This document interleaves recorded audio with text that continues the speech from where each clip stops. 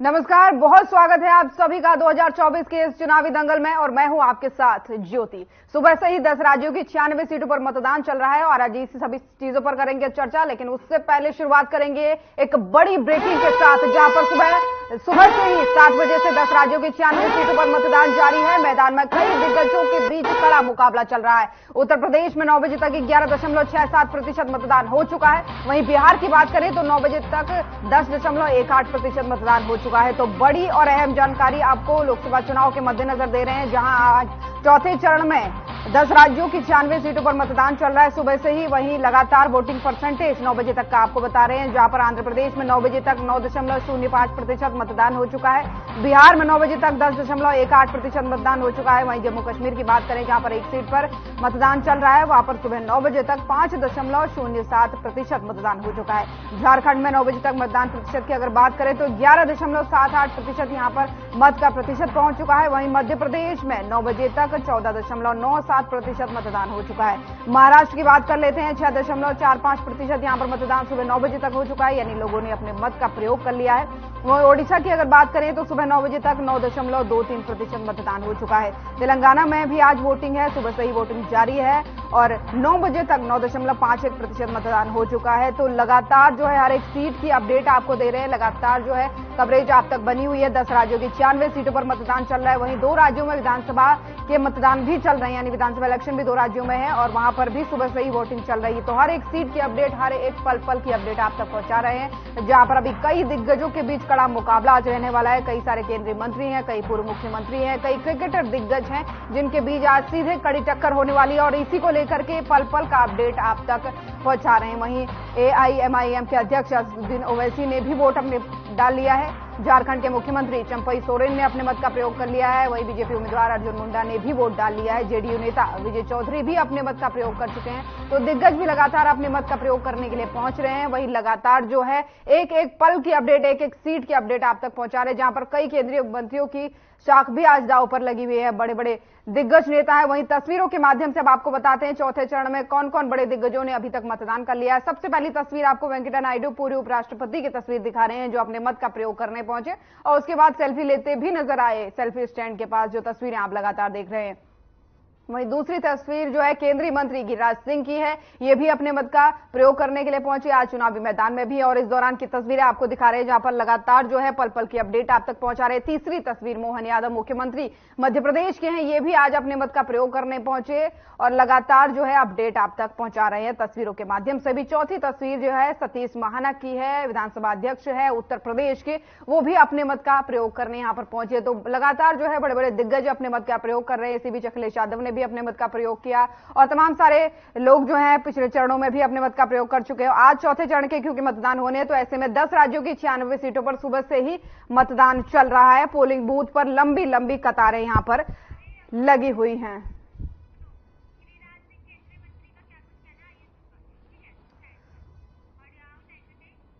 और इसी बीच लगातार मतदान हो रहा है और केंद्रीय मंत्री गिरिराज सिंह ने क्या कुछ वोटिंग को लेकर कहा है, सुनाते हैं आपको। से अपील करूंगा, अपने गांव बढ़िया से लेकर के मुंगेर, बेगूसराय से लेकर पूरे बिहार देश को कि वोट जरूर डालें। ये लोकतंत्र का पर्व है और ये एक वोट अटल बिहारी वाजपेयी को गिरा सकती है सरकार से और एक वोट नरेंद्र मोदी को 400 के पार ले जाने का काम करेगा, जिससे गरीबों को एक ताकत मिलेगी। मतदाता के साथ इस बार उम्मीदवार भी हैं बेगूसराय से, क्या कहेंगे सर, कैसी तस्वीरें हैं? बहुत अच्छी तस्वीर है।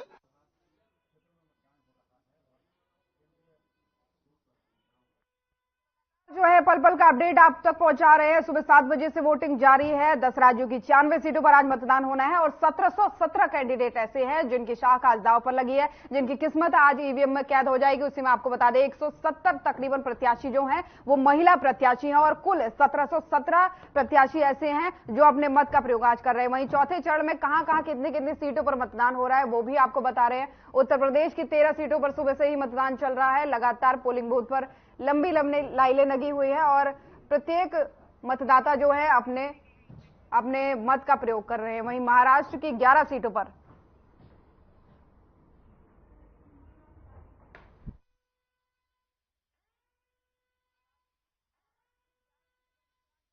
पश्चिम बंगाल की अगर बात करें तो 8 सीटों पर सुबह से ही मत का प्रयोग हो रहा है। मध्य प्रदेश में भी 8 सीटों पर मतदान चल रहा है। सुबह से मतदाता जो है लंबी लंबी कतारें पोलिंग बूथ्स पर लगी हुई हैं।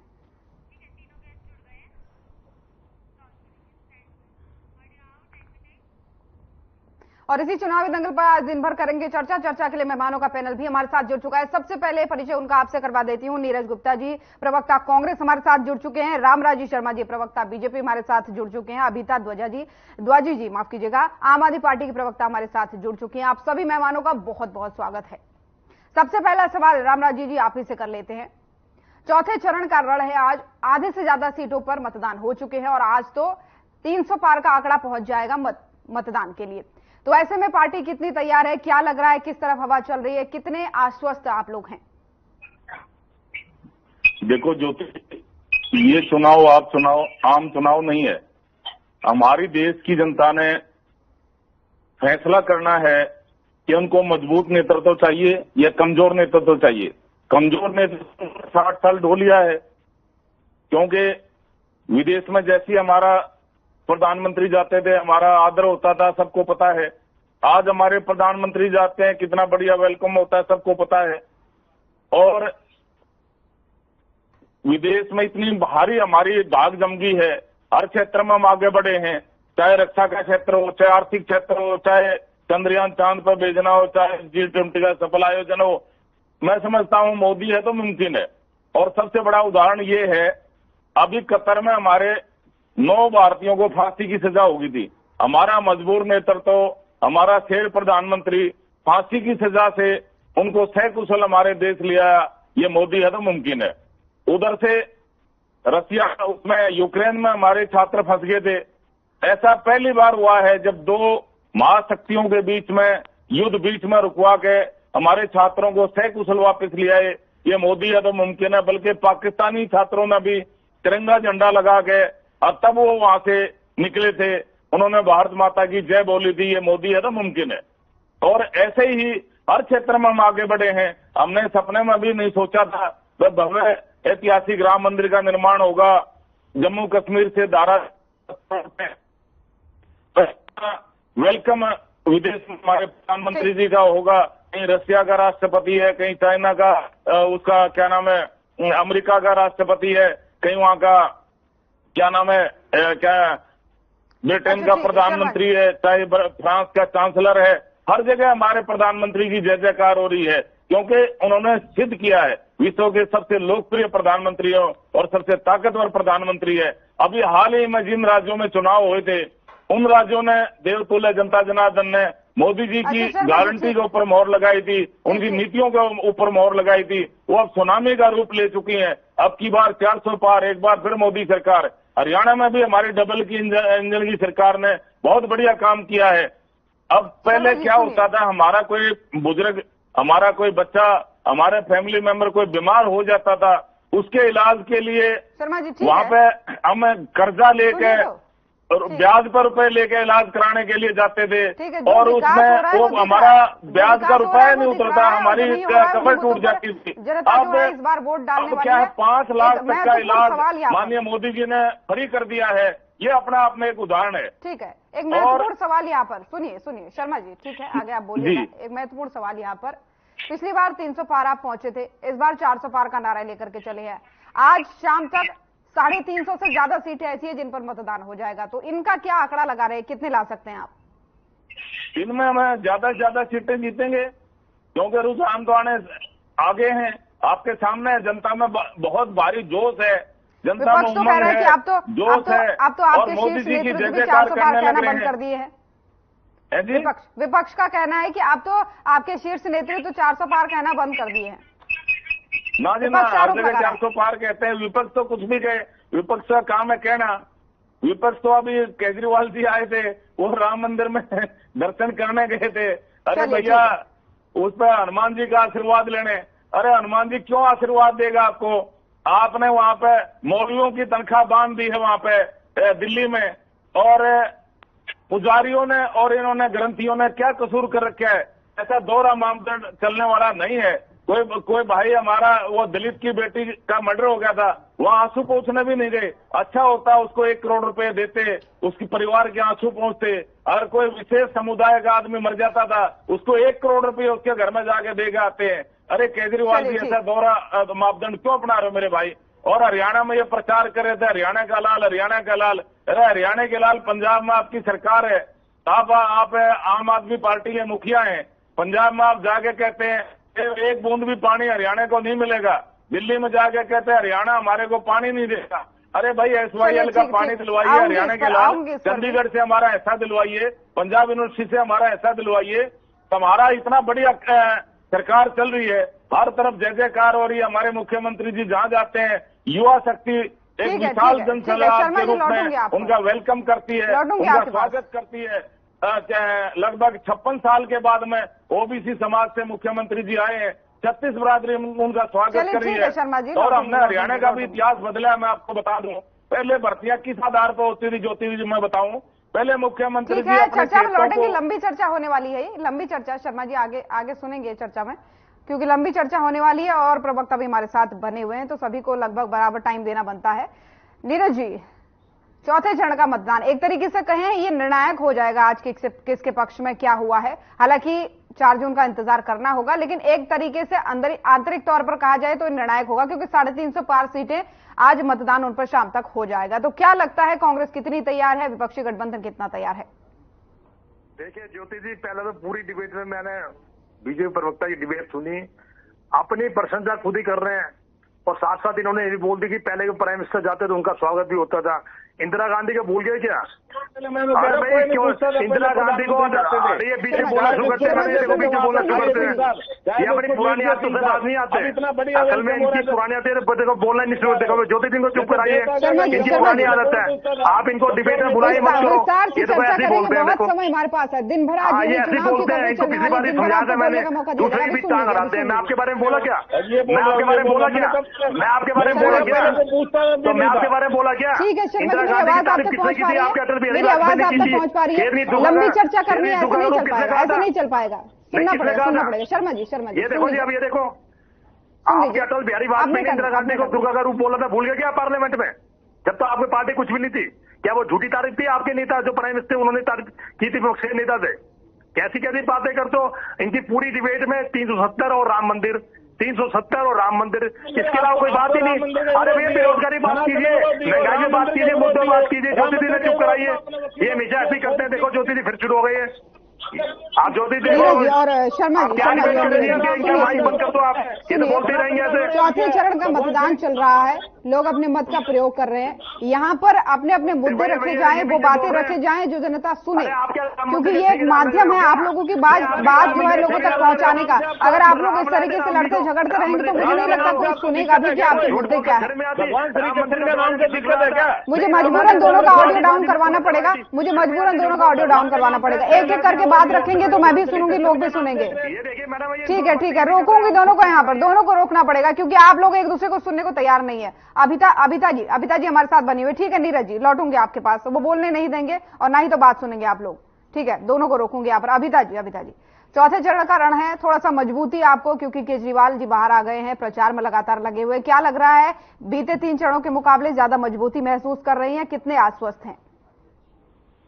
सबसे पहले तो ज्योति जी, आपके सभी दर्शकों को, आपको और जितने भी प्रवक्ता है उन सभी को नमस्ते। हाँ, जैसे ही केजरीवाल जी को अब जो अंतरिम जमानत मिली है और वो अब पार्टी के लिए, इंडिया गठबंधन के लिए प्रचार कर पाएंगे, तो डेफिनेटली जब आपके शीर्ष नेता और एक ईमानदार नेता जब आपको आकर के, और जनता को भी एक मोटिवेशन मिलता है, उनको भी ये लगता है कि उनका जो नेता वाकई में जो उनके लिए सोचते हैं, जो शिक्षा मजबूत करके उनको मजबूत करना चाहते हैं और देश को वाकई में नंबर 1 बनाना चाहते हैं, तो इससे कार्यकर्ताओं में भी और एक जनता में भी जोश आता है। उनके भाषणों का इंतजार हमें भी, कार्यकर्ता होते हुए भी हमें भी वो जो जैसे मोटिवेट करते हैं, लोगों के लिए काम करने के लिए प्रेरित करते हैं, तो डेफिनेटली इस चीज से एक बहुत बड़ी हमारे लिए राहत भी है, सपोर्ट भी है, हमारी मोटिवेशन भी है, हमको गाइड करने वाले भी हैं। तो डेफिनेटली जो एक 2024 का लोकसभा का जो चुनाव है, जो मुख्य तौर से एक ऐसा महत्वपूर्ण चुनाव हो चुका है जिसमें देश के इतिहास, उसके संविधान, उसकी लोकतंत्र को बचाने की जो लड़ाई है, तो डेफिनेटली उसमें ऐसे नेताओं का जो कि जनता के लिए काम करते हैं सेवक बनके, और वो अगर प्रचार कर पाए तो उससे पूरे इंडिया गठबंधन को मजबूती होगी। तो अभी जैसे हमारे बीजेपी प्रवक्ता ने एक बात बोली कि हनुमान मंदिर गए, पहली बात तो राम मंदिर नहीं, हनुमान मंदिर गए थे और वहां पे वो आशीर्वाद लेकर आए थे, तो उस पर आशीर्वाद लेने का अधिकार सबका है। ये आज ये भी तय करने, इन लोगों ने ये भी तय करना शुरू कर दिया कि पंडितों को, पुजारियों को तनख्वाह क्यों नहीं देते? जब आप मौलवियों को सैलरी देते हो, मौलवियों को वेतन देते हैं, मौलवियों को, तो पंडितों को, पुजारियों को और इनको ग्रंथियों को देते क्या किया उन्होंने? ऐसा मापदंड जो होता है अपना तो बहन जी, और जो भी क्या पुजारियों ने बताइए ना, उनको सैलरी क्यों नहीं देते? मुद्दा रखे यहाँ पर बोल रही है अपनी बारे में। आप हनुमान जी का आशीर्वाद ले रहे हो, हनुमान जी कैसे आशीर्वाद देंगे? उनके पुजारियों को तो आप भूखा मार रहे हो, उनके तो आप तनख्वाह नहीं दे रहे हो, और मौलवियों को आप तनख्वाह दे रहे हो, तो हनुमान जी क्यों आशीर्वाद देंगे बताइए आप? डिबेट अच्छे से हो। देखिए इनकी जब बीजेपी की प्रवक्ता की जब पूरी बात थी, एक तो ज्योति जी थोड़ा सा आपके एंड से ना सारी आवाज बहुत क्लियरली नहीं आ पाती है, तो पता नहीं चलता कि आप लोग क्या कह पा रहे हो।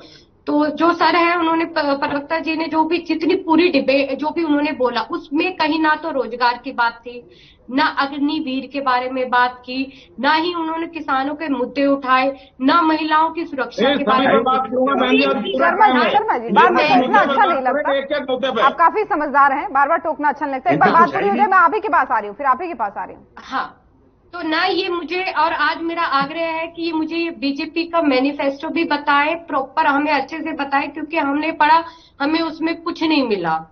तो मैं इनसे जानना चाहूंगी कि ये क्या करेंगे आगामी 5 साल, क्यों इनको जनता वोट दे। ये आए हैं क्योंकि 3 चरण के चुनाव हो चुके हैं, और तीनों ही चरणों में चुनाव में हम देख चुके हैं, जैसे कि 2019 के मुकाबले जो वोटिंग टर्नआउट है वो भी बहुत गिर गया है। तो इन्हें यहाँ पर एक बहुत अच्छा मौका है, ये अपनी बात रखे, जनता इनको क्यों वोट दे, क्योंकि हम भी जानना चाहते हैं। अभी तक कि पूरे देश, जो 10 साल का कार्यकाल है, पूरा देश कंफ्यूज है कि बीजेपी करना क्या चाहती है।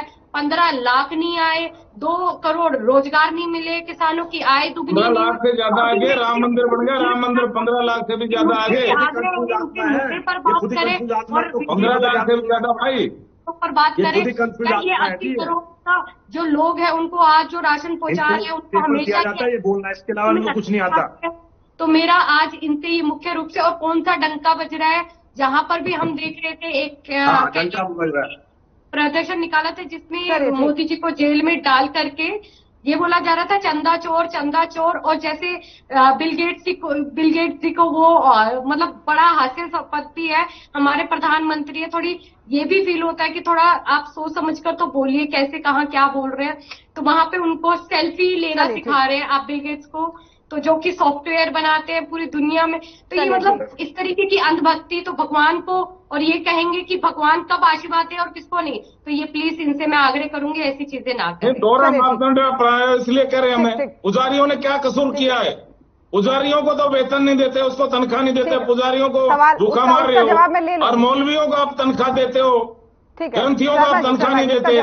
पुजारियों ने, ग्रंथियों ने क्या कोड करे क्या है, और दोनों उनको वेतन क्यों नहीं देते, और मौलवियों को क्यों देते हैं? बताइए ना एक बार।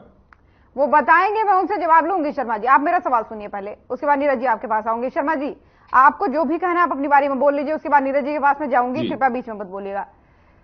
2019 की बात कर ले तो आज जिन सीटों पर मतदान हो रहा है, सुबह से 42 सीटें ऐसी थी जो आपके पक्ष में आई थी, 42 सीटें। इस बार क्या आंकड़ा बढ़ रहा है, कितनी मेहनत इन सीटों पे हुई थी, क्या लग रहा है? सीधा सटीक जवाब। नीरज जी रोको, शर्मा जी को एक बार बोलने दीजिए।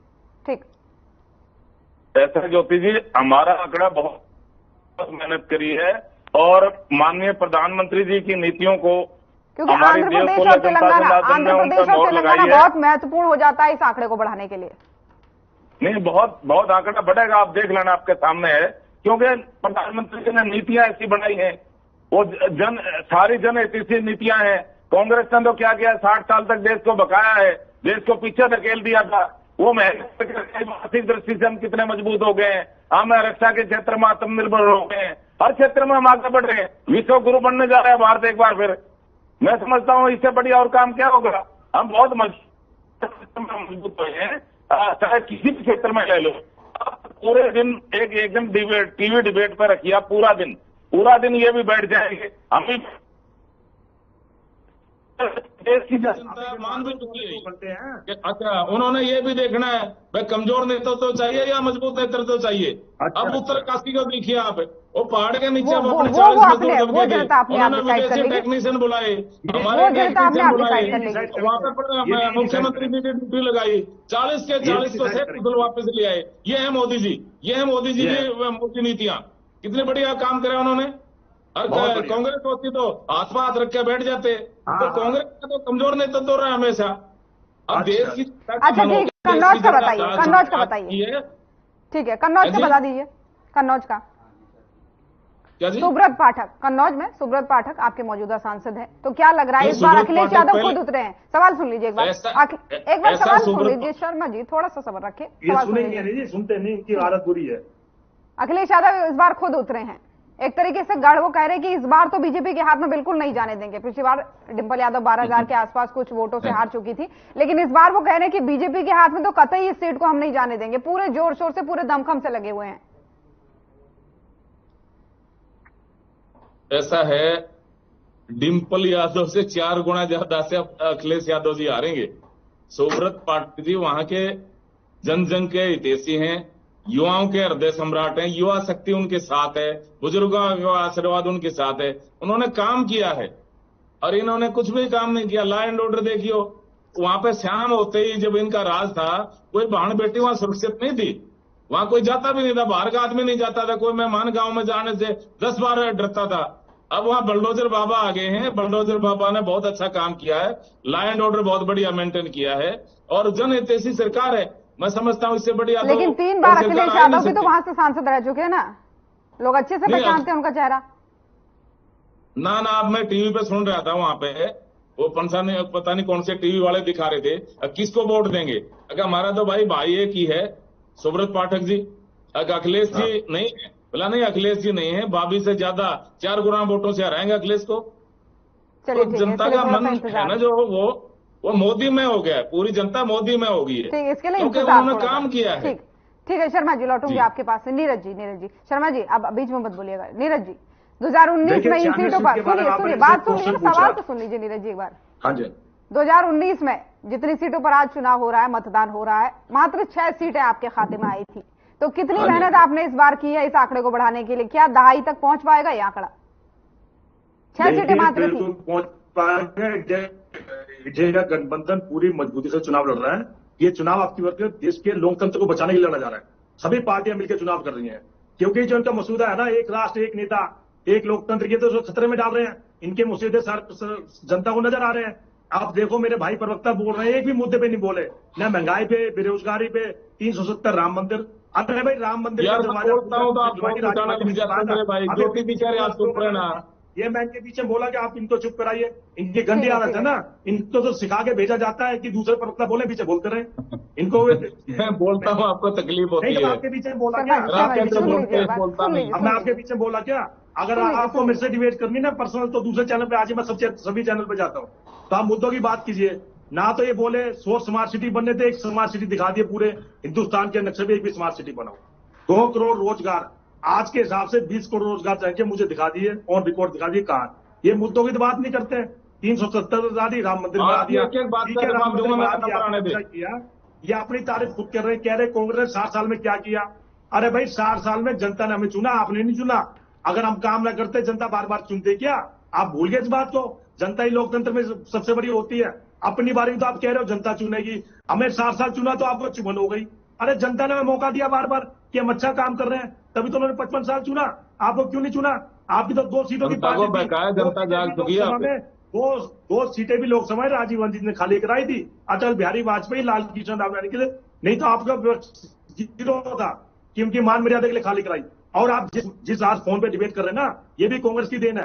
देखिए, आप मुद्दों पे बात कीजिए। मैं हरियाणा में प्रकाश डाल दूं, हरियाणा में प्रकाश डालते, हरियाणा में हमने ये किया वो किया। हरियाणा में बेरोजगारी दर क्या है?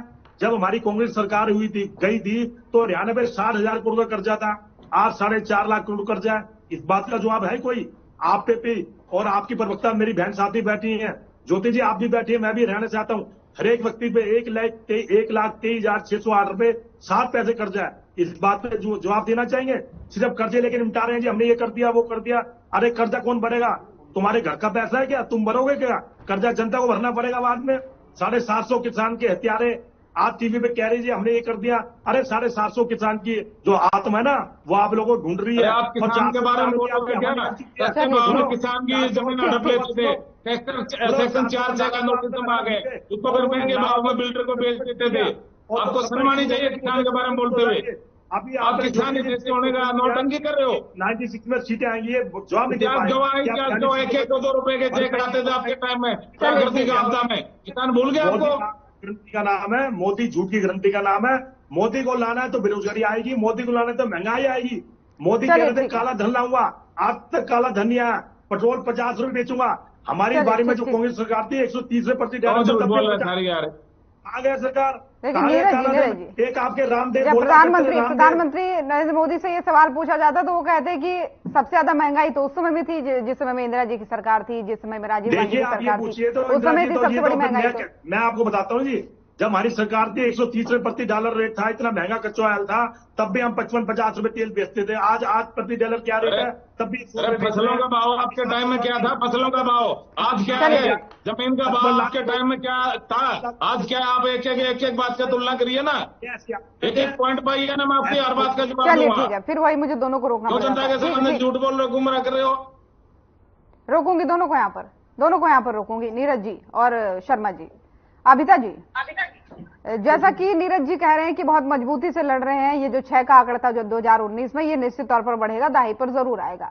लेकिन क्या लगता है वाकई आएगा? क्योंकि जिस तरीके से लगातार कहा जाता है कि भाई मुद्दों की राजनीति कीजिए, मुद्दों की राजनीति कीजिए, जो भी आपके पास मुद्दे होते हैं उसका जवाब जो है बीजेपी के पास ऑलरेडी होता है, तो वो लगातार उन मुद्दों पर उल्टा आपको आड़े हाथों ले लेते हैं। देखिए, और सबसे बड़ी बात एक चीज और, सबसे बड़ी बात पश्चिम बंगाल में बहुत महत्वपूर्ण हो जाता है। मत प्रतिशत वहां का सबसे ज्यादा है, पिछले 3 चरणों में भी हमने देखा और आज भी हमने देखा, और लेकिन हिंसा की खबरें भी लगातार वहीं से आती हैं। तो वहां पर आपका जो आप बार बार दुहाई दे रहे हैं कि हमारा गठबंधन, वहीं पर वो आपके साथ नहीं है, वहां पर वो कह देते कि भाई हम तुम्हारे साथ नहीं लड़ेंगे। तो ये भी क्या संदेश देता है? क्या आप लोग वाकई साथ हैं? पंजाब में भी नहीं है, काफी मजबूत है और डेफिनेटली वहाँ पे जो हमें मतलब सीखना भी चाहिए। तो क्या परिस्थितियां ऐसी वहां पर बन गई? ये भी तो जवाब देने लायक है ना, वहां पर क्या ऐसी परिस्थितियां बन गई? देखिए वही मैं आपको बता रही हूँ। कल इनफैक्ट आज सुबह ही मैं न्यूज़पेपर पढ़ रही थी, तो वहां पर जो कल बंगाल में हमारे मोदी जी थे, तो वहां पर प्रधानमंत्री जी ने फिर से वही भाषण दिया कि क्या नाम है कि राम मंदिर में जब तक मोदी है तब तक मैं ही पूजा होने से कोई मतलब कोई रोक नहीं पाएगा, ये गारंटी मैं देता हूँ। देखिए पता है क्या है, एक तो मुझे ये लगता है कि जो प्रधानमंत्री उनको बड़ा कंफ्यूजन है। तो वो कंफ्यूज है किस लिए? क्योंकि वो समझ नहीं पा रहे कि राजनीतिक पद पे और धार्मिक गुरु में दोनों में बहुत अंतर है। हमारा जो समाज है वो अपने कार्यों की वजह से अलग अलग चीजों में बटा होता है। कुछ के सामाजिक दायित्व होते हैं, कुछ के धार्मिक दायित्व होते हैं, कुछ के राजनीतिक दायित्व होते हैं। जहां पर हमारे आपकी आवाज कट रही है अभिता जी। वैधानिक पद पर है तो उनका एक ड्यूटी ये है, उनका कार्य ये है कि वो रोजगार के मुद्दों पर बात करें, वो बात करें कि देश के इंफ्रास्ट्रक्चर को बेटर कैसे किया जा सकता है, कैसे महंगाई को कंट्रोल किया जा सकता है। निश्चित तौर पर इन सब चीजों पर बात होनी चाहिए, ये मुद्दा बार बार उठाया जाता है। तो लेकिन विपक्ष ये भी तो तय करे ना, जिसकी बात वो लगातार जनता के बीच पहुंचा रहा है कि भाई हम अपने गठबंधन के साथ, इंडिया गठबंधन के साथ आपकी बातों को रखेंगे, अगर आप हमको मौका देते हैं तो हम ये सब चीजें करेंगे। उसकी मजबूती भी तो जनता को दिखनी चाहिए ना, क्योंकि अभिषेक बनर्जी वहां पर कहते हैं, सुनिए अभिषेक बनर्जी कहते हैं, अभिता जी, अभिषेक बनर्जी कहते हैं कि अगर पश्चिम बंगाल में गठबंधन होने का सबसे बड़ा कारण कोई है तो वो है अधीर रंजन चौधरी। 5 बार के सांसद रह चुके हैं, इस बार फिर से मैदान में है, मुस्लिम बहुल इलाका है, तब भी वहां पर 5 बार से वो जीतते हुए आ रहे हैं। लेकिन तृणमूल कांग्रेस कहती है कि वो सबसे बड़ा रीजन है यहाँ पर गठबंधन नहीं होने का। तो आपसी खटापटी तो दिख ही रही है ना, इसको कैसे जनता को आप बताएंगे कि नहीं हम लोग साथ हैं? देखिए मैं आपको एक बात बताऊं, जब हम पक्ष के लिए बात करते हैं, हम नेताओं के पक्ष और जनता का पक्ष और जनता के लिए मुद्दे लड़ते हैं, तो तब हर कोई वैचारिक रूप से जो है तर्क वितर्क जरूर होता है और होना चाहिए। और इसी चीज की लड़ाई हम लड़ रहे हैं कि देश में विपक्ष होना चाहिए, लोकतंत्र होना चाहिए। तो भले ही चाहे आज बंगाल में है, हर पार्टी का अपना एक अलग एजेंडा है, वो वहां के रीजनल इश्यूज पर लेकर के मुद्दे लेकर के आती है, तो सबके डिफरेंसेस है। डिफरेंस होने से ये मतलब देखिए, विचारों में डिफरेंस होने का मतलब ये नहीं है कि मतभेद है या बिल्कुल कटाक्ष है या खत्म कर देना। जिस तरीके से बीजेपी दूसरी जो पार्टी के लीडर है उनको खत्म ही कर देना चाहती है, ऐसा नहीं है। देखिए, उनकी विभिन्नता, विचारों की विभिन्नता होना चाहिए, तो भारतीय देश की खूबसूरती है। और रही बात जो इंडिया गठबंधन है, टाइम टू टाइम अगर आप देखेंगे तो वो मजबूत होता हुआ ही दिखाई दिया है। और जब देश के ऊपर बात आती है तो भले ही जो भी अच्छे जो भी लोग हैं या पार्टी के राजनेता, वो सब एकजुट जरूर होंगे। और सबको पता है, एक रीजन देखिए ये भी हो सकता है कि जो 3 चरण के चुनाव है, 283 सीटों पर जो चुनाव हो चुके हैं, ये 3 जो चरण के चुनाव थे ये उन राज्यों में हुए, मतलब लगभग वो राज्य हैं जहां पर, जैसे राजस्थान को ले ले, जहां पर 25 की 25 सीटें पूरी बीजेपी ने जीती है, या फिर बिहार में एनडीए की 39-40 में से सीट आई। तो अगर आप इन चीजों को देखें तो यहाँ पर क्या हो रहा है कि ना, इन तीनों चरणों में एक तो टर्नआउट भी गिर रहा है और वहां पर जो बीजेपी का ग्राफ है वो काफी ज्यादा गिर रहा है। तो लगभग अभी तक 30 सीटें ऐसी हैं जो लगभग इन 3 चरणों में जो इनके हाथ से खोती हुई दिखाई दे रही है। तो इसलिए जो विपक्ष है वो बल्कि और मजबूती से आ रहा है। तो विपक्ष का मतलब ये नहीं है कि कल को आज हम बीजेपी को खत्म करके कि बस एक पूरा इंडिया गठबंधन रह जाए। आप कह रही हैं 300 सीटों में से लगभग 300 सीटों में से 30 सीटें आप कह रही है जो इनके हाथ से निकलती हुई आ रही हैं। 283 में से लगभग 30 सीटें जो पहले 2019 के मुकाबले में जो काम, क्योंकि देखिए इसका आंकलन इस बात से हो जाता है, जैसे 28 और 29 अप्रैल को जो हमारे प्रधानमंत्री जी हैं वो महाराष्ट्र जाते हैं, 2 दिन के अंदर वो 6 मतलब जनसभा जो रोड शो करते हैं वो 6 करते हैं। तो इससे समझ आ रहा है कि वहां उन्हें लग रहा है जो वीक है, देखिए हम वहां पर मेहनत करते हैं जहां पर हमारा वीक पॉइंट है, ठीक है, और करना भी चाहिए, हर पार्टी को करना चाहिए। तो ये जो बार बार जिस तरीके से पहला चुनाव हुआ चरण का, राजस्थान से जैसे बयानबाजी हमारे प्रधानमंत्री जी करने लग गए, तो उससे साफ हो गया कि राजस्थान में भी जो वोटिंग टर्नआउट है वो भी कम हुआ और उनकी सीटें भी जा रही है। तो ये जो सारे 3 इसी बौखलाहट, इन 3 चरणों के चुनाव की बौखलाहट हुई, तभी तो उन्हें पता है कि वो नहीं आ रहे हैं इंडिया। तो इसका मतलब क्या ये भी समझा जाए कि इंडिया गठबंधन जहां जहां रैलियां कर रहा है, जहां जहां शोज कर रहा है, वहां पर वो कमजोर है? देखिए आप एक बात बताइए, हर चीज हम जहां पे भी देखिए 2 चीजें पॉइंट होते हैं। एक तो जहां हम वीक होता है उसको कम, मतलब जो वीक होता है उसके लिए हम ज्यादा करते हैं, या फिर जो चीजें हम बैलेंस।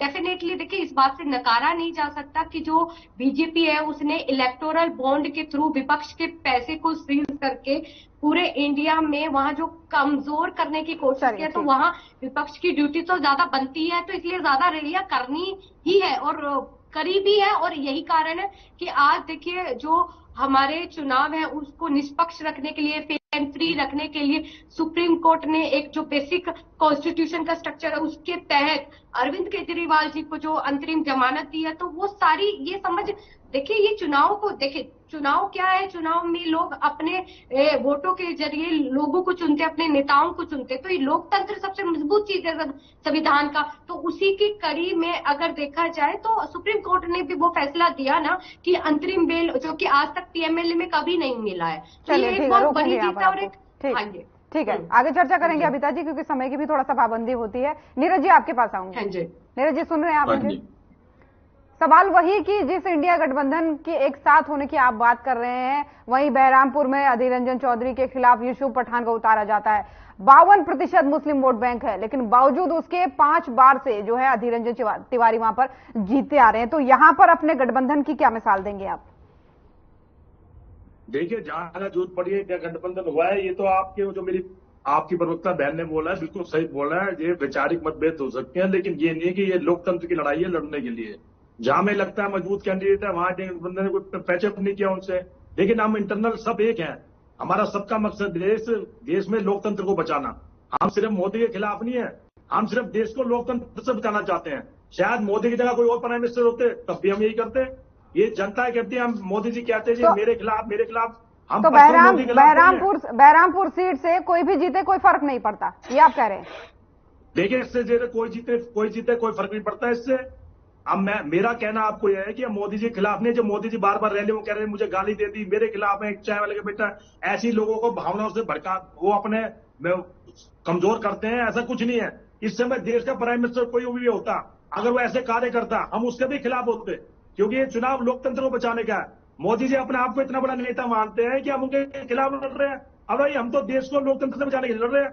कोई जरूरी है बीजेपी प्राइम मिनिस्टर मोदी रहेंगे, अगला नेता कोई भी हो सकता है, हमारे भी हो सकता है, किसी भी हो सकता है। जो गलत कार्य करेगा, जो देश को गलत करेगा, जो देश को पीछे दिखेगा, हम सब उसके खिलाफ है। आपको पता देश कितना आगे बढ़ गया है, आपके कहने से है क्या? इस बात को जो हम आपको पता है इसके बाद तुरंत आप ही के पास आ कितने मजबूत हो गए, इसके बाद तुरंत आप ही के पास आ थोड़ा मजबूत हुए, आर्थिक क्षेत्र में बड़ा गंभीर मुद्दा हो गया। शर्मा जी सुनिए तो, गंभीर बात हो रही है, थोड़ा सा रुकिए, आप ही के पास आ रही हूँ। हाँ, मेरे बीजेपी प्रवक्ता के साथियों को ये नहीं समझ आ रहा। मेरी बहन ने कहा जिन जिन स्टेटों में इलेक्शन हुए उनमें इनकी सबसे मैक्सिमम सीटें हैं, तो सीटें बढ़ेंगी कहाँ? लोगों की रुचि नहीं है। आप पिछले 3 मतदान देख लिए, 3% देख लिए, लोग वोट डालने जा रहे हैं। उस वोट का नुकसान बीजेपी को है, क्योंकि राजस्थान में सीटें सारी हैं, उत्तराखंड में सारी इनकी है, तो सीटें कहां से लाएंगे भाई? 400 पार का असली लड़ाई तो अब शुरू हो रही है ना नीरज जी, असली लड़ाई तो अब शुरू हो रही है। आंध्र प्रदेश की 25 सीटें, तेलंगाना की 17 सीटें। देखिए, आज की परसेंटेज बताएगी कि 400 पार की नारे हवा लग चुकी है, लेकिन 400 पार का जो नारा था ना, आज बिल्कुल शाम तक देखना बिल्कुल फुस हो जाएगा। इसके वजह 400 का नारा ही लेंगे, इसके बाद ये कहेंगे हमारी सरकार बन जाए, वो ही बहुत मुश्किल है। ये सोचेंगे हमारी सरकार कैसे बन जाए, इसका ये गठजोड़ होगा इनका इंटरनल खाते, क्यों उसकी हवा तो पहले निकल चुकी है। आज उस पर स्टैंप लग जाएगी, जनता उस पर स्टैंप लगा देगी। 400 पार, ये 400 पार क्या, ये बुलबुल पर बैठ के जाएंगे अंडोमान निकोबार, ये 400 पार का नारा ही भूल जाएंगे। ये जनता इनको अंडोमान निकोबार भेजेगी। ज्योति जी, आप ध्यान रखना मेरी इस बात को। चलिए ठीक है। शर्मा जी कह रहे हैं पश्चिम बंगाल की बहरामपुर से चाहे जो भी जीते फर्क नहीं पड़ता, क्योंकि दोनों कैंडिडेट हमारे यहाँ में इंटरनली एक हैं। कह रहे हैं वो इंटरनली हम एक है, बाहरी तौर पर चाहे हम कुछ भी करें। और दूसरी तरफ वो कह रहे हैं हमारा मेन मकसद लोकतंत्र को बचाने का काम है। पहले तो इनको ये लोकतंत्र बचाओ, लोकतंत्र उजाड़ कौन रहा है मेरे भाई? पहले ये तो बता दे, क्यों देश के सामने झूठ बोल रहे हो? आपको पता है हमारा देश विश्व गुरु बनने जा रहा है। हमारा देश कितना आगे बढ़ा है, रक्षा के क्षेत्र में आत्मनिर्भर हो गए। हमारे हथियार विदेशों में बेचे जा रहे हैं। नीरज जी फिर आप कहेंगे कि शर्मा जी बीच में बोलते हैं। क्षेत्र में आर्थिक दृष्टि से और बहुत जल्दी हम तीसरी शक्ति बनने जा रहे हैं। पहले उस टाइम में हमारे प्रधानमंत्री पूछता तक नहीं था। आज जैसे मैंने आपको पहले बताया था, और आज हमारे प्रधानमंत्री विदेश में जाते हैं, ऐसे स्वागत होता है जैसे भगवान धरती पे उतर का रहे हो। हर क्षेत्र में आगे बढ़े। और रही बात आप हरियाणा की कह रहे थे, पहले तो मैं आपकी बात का जवाब दूं। आप बोल रहे थे ना किसानों के बारे में, बोलिए किसानों के बारे में। मैं किसान के बारे में कह रहा हूँ। आपने किसानों के बारे में क्या किया? आपने किसानों का आप सेक्शन 4 और 6 का नोटिस थमा देते थे किसान को, और उसको सस्ते भाव में उसकी जमीन और महंगे भाव में बेच देते थे। आपने महंगे भाव में वो जमीन बेची किसान की। आप किसान हितैषी होने का नौटंकी कर रहे हो। और हमने किसानों के बच्चों को, मजदूरों के बच्चों को, गरीबों को, ये बच्चों को उसका मेरिट का आधार पर नौकरी दी, जिसकी 3 खूंटी खाली चली थी, वो चपरासी भी नहीं लगता था। आज किसान का बेटा, मजदूर का बेटा, आज गरीब का बेटा, जिस दौरे जिन रोज तक का भाड़ा नहीं, आज वो बिना खर्ची बिना पर्ची के क्लास 1 अफसर लग रहा है। ये अपना आप में गौरव की बात है। और प्रधानमंत्री 6,000 रुपए किसान निधि से उसके 6,000 रुपए सालाना उनके किसान के खाते में चले जाते हैं। आपके टाइम में ये देखो, ये समझ में आ रहा है, ये सब फसल का भाव जो क्या हो रहा है वो पता है क्या है। लेकिन मेन जो फोकस है ना, ठीक है, 14 फसलें हम MSP पर खरीद रहे हैं। आपके टाइम में फसल का क्या भाव था, आज क्या भाव है? आपके टाइम में जब प्राकृतिक आपदा में 1-1, 2-2 रुपए के चेक आते थे, आप भूल गए किसान आपको? आप किसान हितैषी होने का नौटंकी मत करो भाई। आज भगवान ना करे कोई ऐसी आपदा आ गई, वो किसान जानते हैं कौन उनका हितैषी है, इसमें बनने न बनने की कोई बात नहीं है। शर्मा जी एक बात सुन लीजिए, गंभीर सवाल यहाँ पर है, गंभीर सवाल एक और है, सुनिए शर्मा जी। किसान अच्छे से जानते हैं उनका हितैषी कौन है कौन नहीं है।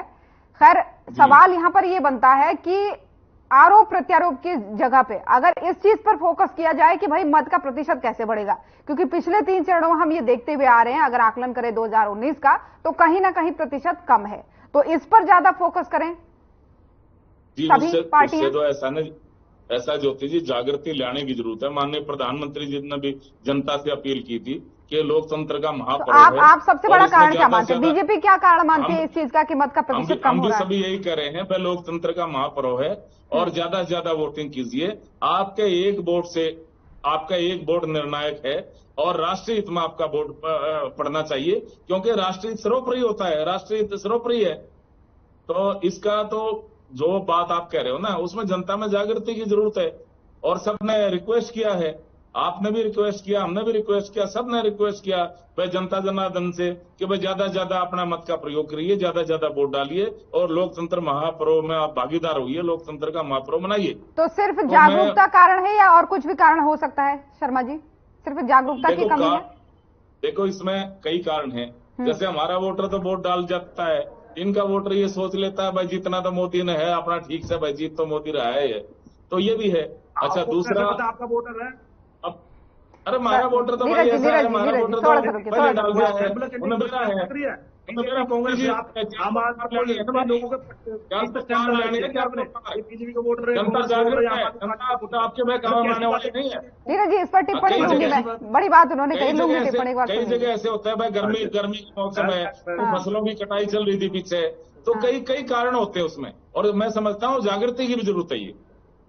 चलिए ठीक है अभिता जी, इसका जवाब अभिता जी से लूंगी, उसके बाद नीरज जी आपके पास आऊंगी। उनका कहना है कि जागरूकता तो है, जागरूकता की कमी तो है ही है, लेकिन एक बड़ा कारण ये भी है कि आपका वोटर ये सोचता है कि भाई मोदी जी जीत रहे हैं तो फिर क्या मतलब है वोट देने का। ठीक है, ये उन्होंने कहा, उस पर टिप्पणी चाहूंगी। बात तो 2019 के मुकाबले में जो वोटिंग टर्नआउट है वो कम हुआ है।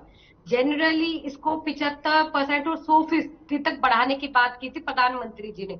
जब 2019 में लगभग 69% तक वोटिंग हुआ है, इतना ज्यादा वोटिंग हुआ है, तो इस बार इतना कम क्यों? तो पहली बात तो जो मैं अपने बीजेपी प्रवक्ता की बात सुन रही थी, तो मुझे ना बार बार जो ये बात कर रहे हैं, मुझे बार बार वो याद आ रहा था कि वो एक लड़की की ऐड नहीं थी कि मोदी जी ने वॉर रुकवा दी।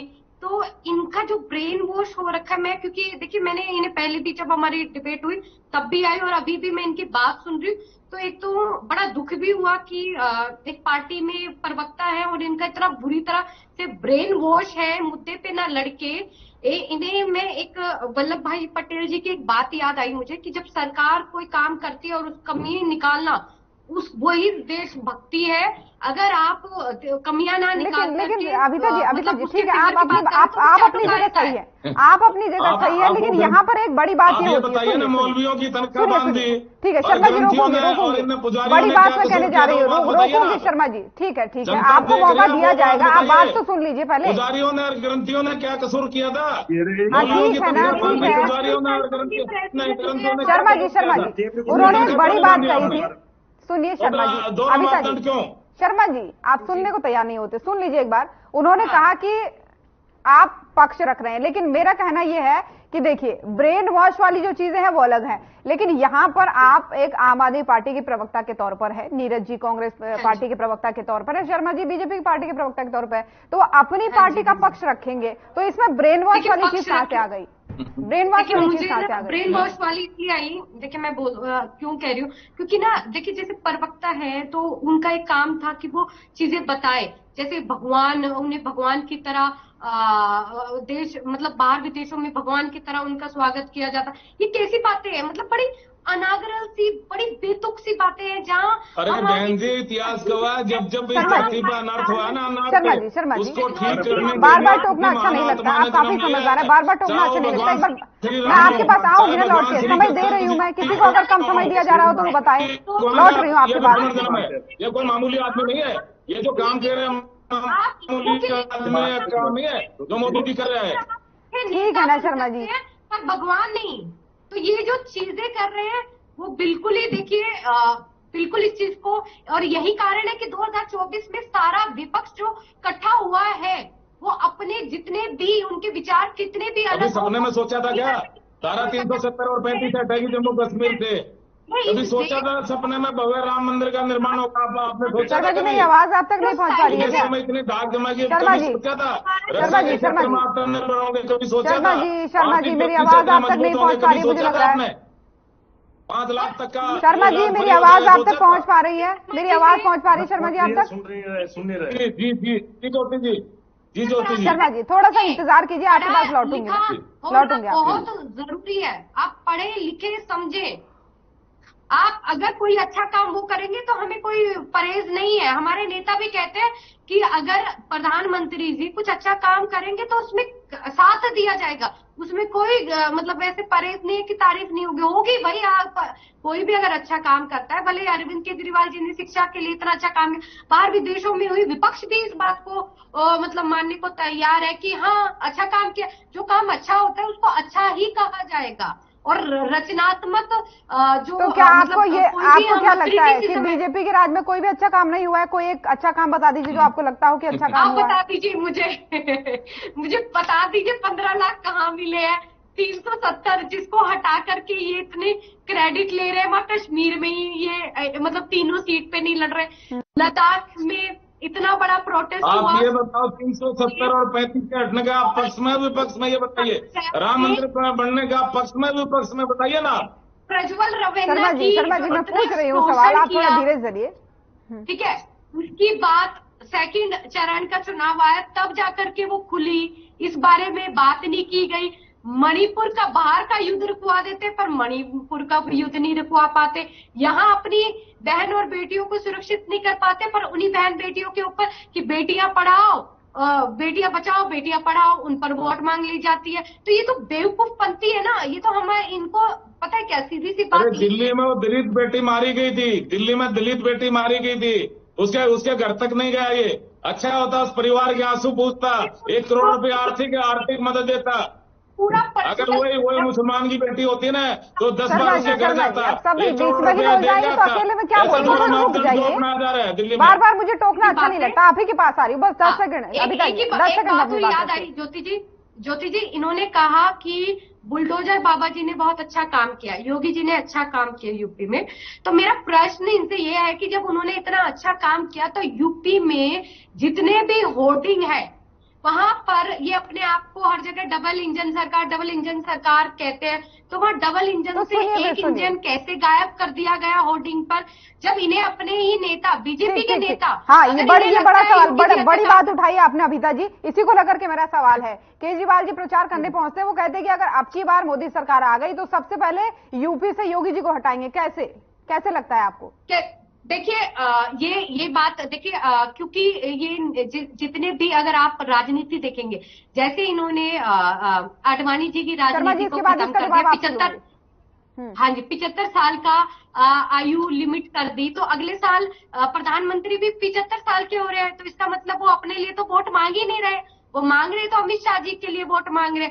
अच्छा, अमित शाह जी को मतलब लोग इतना उनके लिए मतलब इतने वो लोकप्रिय है नहीं, ठीक है। तो इसलिए जो दूसरे जो नेता है, भले इनकी बीजेपी की पार्टी में नितिन गडकरी हो या योगी जी हो, ये इनको अपने कॉम्पिटिटिव लगते हैं। तो इनको क्या है कि ये जो बीजेपी आज अगर देखा जाए तो बीजेपी के अंदर भी फूट है। वही बात है कि ये लोग सत्ता में तो वो दिख नहीं रही है। जब ये सत्ता से बाहर जाएंगे तो वो सारी बातें निकलेंगी। इन्होंने वसुंधरा राजे या सभी का जैसे करियर खत्म करा है, तो ये योगीनाथ मतलब जो योगी जी उनका भी करियर खत्म करने पे, तभी तो वो पूरे यूपी में अगर उन्होंने काम किया है जिस पर ये बीजेपी के प्रवक्ता खुद बोल रहे हैं, तो वो होर्डिंग में उनका नाम क्यों नहीं दिखाई दे रहा, उनकी फोटो क्यों नहीं दिखाई दे रही? ठीक है, चलिए शर्मा जी ये बड़ा आरोप लग रहा है कि भाई योगी जी को साइड करने की बात चल रही है, उधर नितिन गडकरी जी को साइड करने की बात चल रही है, अमित शाह को लाने की बात चल रही है, सब कुछ क्या चल रहा है? आरोप का कैसे जवाब देंगे?